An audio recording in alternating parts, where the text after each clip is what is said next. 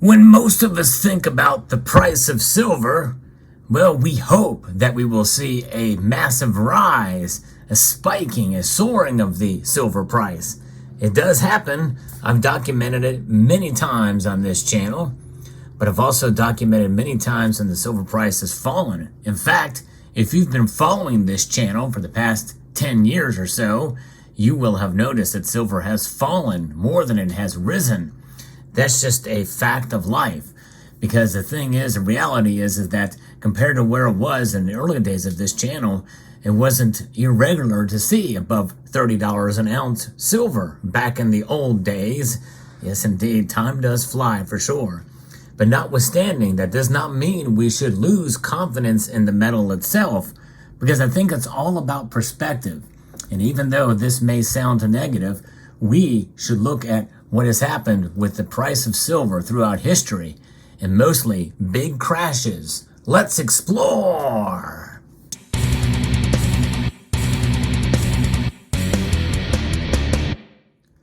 That's right, silver has fallen more than it has risen.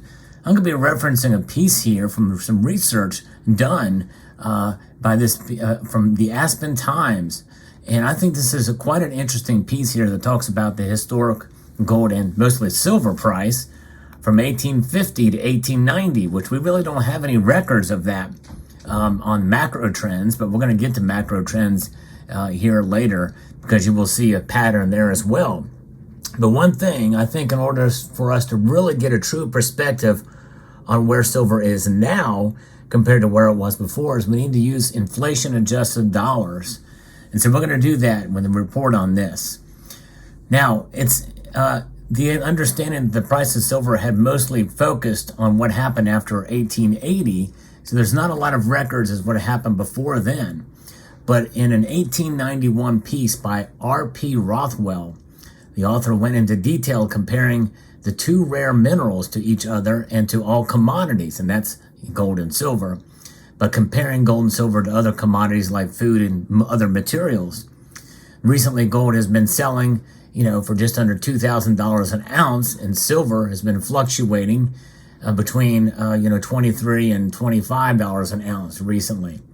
So we're in inflation-adjusted dollars. From 1855, though, to 1873, silver really didn't fluctuate much, holding steady at around $38 an ounce. That's right, $38 an ounce. And you remember a silver dollar back then. Well, that's inflation adjusted for today's dollars. And that gives you a little bit of an idea of perspective of what the dollar was worth back then. Silver dollar, which, back then, between 1855 and 1873, the silver dollar was a seat of liberty for a lot of that time. And but this is the silver dollar that came later. And we'll talk about that here later in the video. So gold and silver have both an industrial use and value, as well as the value ascribed to them for use in coinage and for backing other currency uses. The ratio between the value of gold compared to silver held during most of this time, around 16 ounces of silver to 1 ounce of gold. It's kind of a fixed ratio. Now, most of us remember what happened in 1873. It was a seminal year for changes to the value of silver. Holland, France, Belgium, Italy, Switzerland, and Greece, which coined silver, ceased minting silver coins that year. The United States, that had been minting silver coins, joined those countries and went on the gold standard in America, which became known as the Crime of 73. They abandoned silver. And the price of silver dropped precipitously between 1873 and 1879. By the way, 1878 was the first year of the new dollar, which was minted then, the Morgan silver dollar. So there's quite a bit of history here with this piece. Morgan silver dollar is an amazing coin with great design features on both sides. Yes, indeed. And a lot of them were minted. But that average price, though, was $28.60, so about a $10 drop almost. In 1880, it dropped another dollar to about $27.60. The amount coined internationally dropped 50% in 2 years. Wow. However, even though the price continued to drop a little each year, going down to $24.73 in 1889, the production of silver increased for every one of those years from 2.5 billion, the amount of silver mined, to over 4 billion valued in silver. The total gold production in dollars fluctuated more from one year to the next, both up and down, but remains less than that of silver. So a lot of mining occurred during that time, and that's reason number one why we've seen more crashes than we've seen silver spike up. Now, the changes in silver and gold prices compared to other commodities, silver was just a commodity essentially after 1879. It made sense, and the results were as would be expected. Food, material, sugar, coffee, tea, and textiles that held their values through 1870 began dropping quickly from 1870 to 1873, but then a nearly continuous drop through 1889. Dealing with economic tensions in the United States, we went back to using silver with the passage of the Sherman Silver Purchase Act in 1890 that required the Treasury to buy 4.5 million ounces of silver a month. That raised the price to $27.60 immediately. You want to talk about price fixing and manipulation? Well, there you go. The Sherman Act was one of them that did it there. So it reached its highest of $34.32 soon after, but then began dropping again. And notice it never did reach back up to $38 as we saw before. In 1893, India, the largest purchaser of silver, and doesn't that remind you of what happened in a recent year? Over the past year, India again purchased a lot of silver, but they stopped mining silver. The price dropped from $19.28 to $15.12 in 3 short weeks. The U.S. and world economy, for other reasons, went into the Panic of 1893. Can anybody remember what year the Panic of 1893 was? Post it in the comment section down below. The price remained in that $15 to $20 range for the next few decades. But with a surge during World War I, Aspen survived by increasing production levels. That's the Aspen mining. Mining higher amounts of lead and zinc and improved milling. The last drop was during the Depression, when it tanked to $4.16 an ounce. That's right. You remember what happened during COVID in March of 2020? Silver tanked to below $12 an ounce. But I'm getting ahead of myself here. President Roosevelt, to break away from the gold standard crippling economic recovery, raised it to $12.30 in 1933. He manipulated the price up, keeping Aspen's mining alive through 1950. By then, the price of silver wasn't the problem. It was the competition of international silver production paying much lower wages. Not only that, but this article does not talk about, because it's more from a local perspective in Aspen, but there was a massive amount of mining of silver that happened from 1900 onward and upward. And that obviously went to producing more silver dollars. And as you can see here, here's the next and the last silver dollar that we had in the United States, the peace dollar, which was last minted in 1964, although those were never issued for circulation. But nonetheless, the peace dollar is now, this here is an example from 1923. This is 100 years old. If you wanted to get this coin, you could still get it.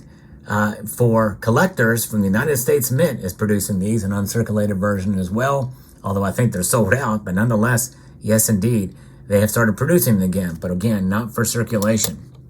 Pretty remarkable. So now we go on over to see what happened. In part, we saw again that massive dip down to in the 1930s to $4 an ounce. That was the last biggest crash. Following macro trends, it did climb up again. In fact, it got up to $14 an ounce. But then by World War II, it had dropped down dramatically with a low of $6.86 in December of 1942. And of course, you remember during those war years is when the war nickels were being circulated. Silver was so cheap back then, and they needed the copper for copper jacketed lead for munitions in general, and so therefore silver was used during that time. And then it pretty much stayed fairly steady throughout the 50s and into up until, of course, they removed silver from our coinage when the price started to climb up. And by the time we got into the late 60s and into 1970 and climbed back up again by the year of the Tet Offensive in Vietnam, it had went up to almost $20 an ounce. But then there was another crash. That's right, there was another crash back in October of 1971 where it fell down to $9.75. Again, all of these numbers are adjusted for inflation. These are in today's dollars. So today's dollars, silver was down to $9.75. So we look adjusted for today's dollars, the last big drop that we saw before that really was when it was down to $6.86. And then before that, $4 and some odd cents. So then we've had precipitous climbs up with higher lows and up until 1980 when we saw the anomaly there. Ever since then, you could almost say it was just one big massive crash in silver's price from then up until the year 2000, it seems like. But there was a pretty big drop when it fell down to a higher low of about $20.05. That was the last big low in the early 80s. And then another spike up and then back down to $14.54. And then in October of 1992 was the bottom of the first big drop from that 1980 period. 12 years, and then it took to get down to $8.10. And that's in today's inflation-adjusted dollars. I have to keep reminding you of that because that's important to understand as we go through here.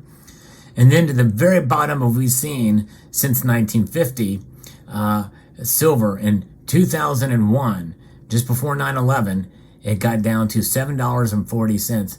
Actually, in October of 2001, just after 9/11, it got down to $7.25 and has not been that low since then.